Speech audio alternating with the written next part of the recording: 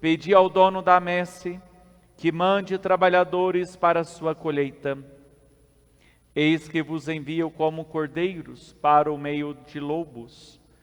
Não leveis bolsa, nem sacola, nem sandálias, nem cumprimenteis ninguém pelo caminho. Em qualquer casa em que entrardes, dizei primeiro: a paz esteja nesta casa. Se ali morar um amigo da paz, a vossa paz repousará sobre ele, senão ela voltará para vós.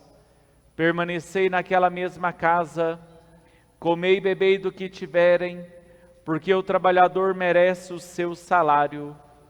Não passeis de casa em casa. Quando entrardes numa cidade e fordes bem recebidos, comei do que vos servirem, curai os doentes que nela houver, e dizei ao povo: o reino de Deus está próximo de vós. Palavra da salvação. Glória a vós, Senhor. Irmãos e irmãs, em Cristo Jesus e Maria Santíssima, presentes aqui na Igreja de Santa Rita, você que nos acompanha pelas nossas redes sociais, o Facebook e o canal no YouTube. Celebramos hoje a memória de dois bispos da Igreja, um dos primeiros bispos da Igreja, São Timóteo e São Tito, que eram contemporâneos do apóstolo Paulo. E esses dois bispos receberam 3 cartas pastorais de Paulo, exortando a fim de guiar a própria comunidade de fé no início dos seus ministérios pastorais.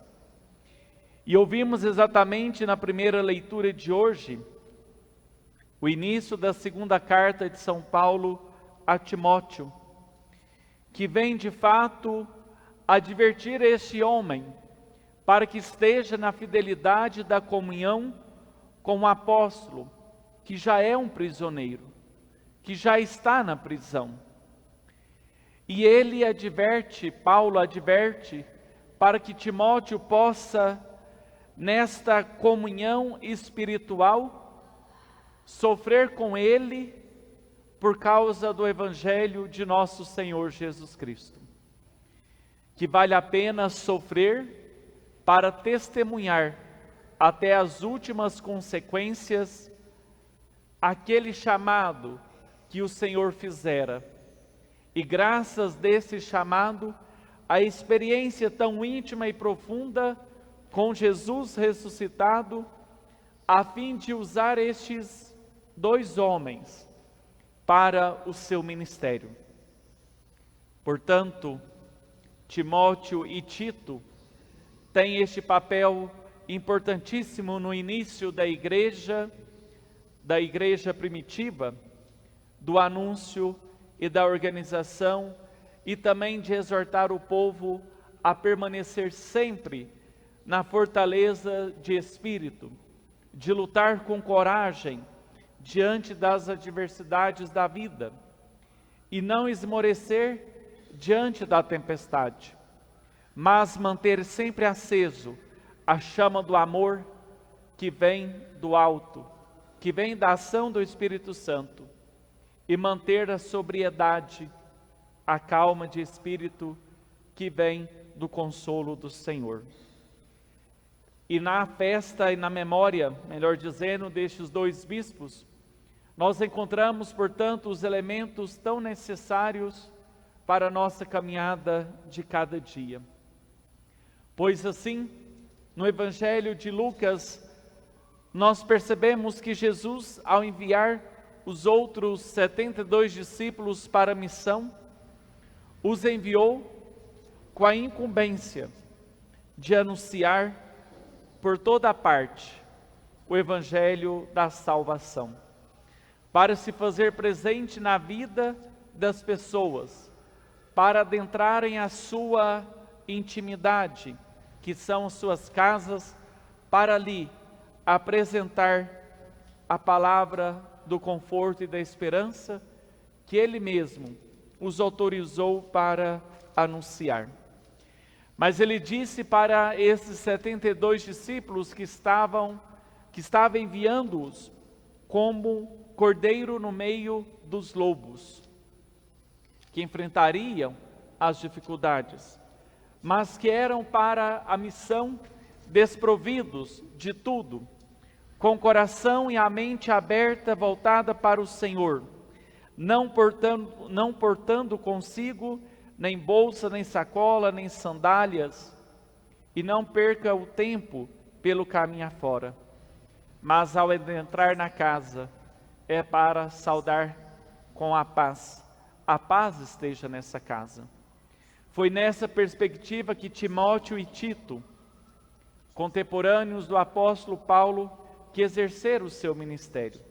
E a exemplo deles, nós, pelo batismo no nosso dia a dia, somos chamados também, a qualquer lugar em que entrardes, ser o sinal do Senhor. Seja no trabalho, seja na família, seja na comunidade de fé, seja na rua, no ponto de ônibus, na fila do postinho, em qualquer lugar. Nós somos estes discípulos, pelo nosso batismo, enviados para a realidade da nossa missão, para dar testemunho de Jesus, através de palavras, atitudes, através do nosso comportamento.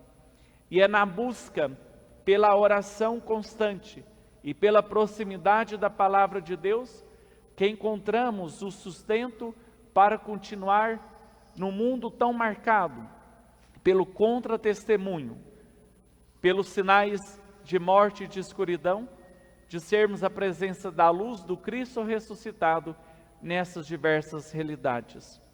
Somos nós hoje enviados para esta missão, de dar sinal de Deus nas diversidades da vida, nas diversas realidades em que adentrarmos. Peçamos ao Senhor, portanto, a graça e a luz do seu Espírito, para que abra o nosso coração, a fim de, sustentado, iluminados por Ele, para continuar a nossa missão, de não desanimar diante da avalanche de situações contrárias ao projeto de Deus, de sermos assim, essa testemunha autêntica de Jesus em nosso meio.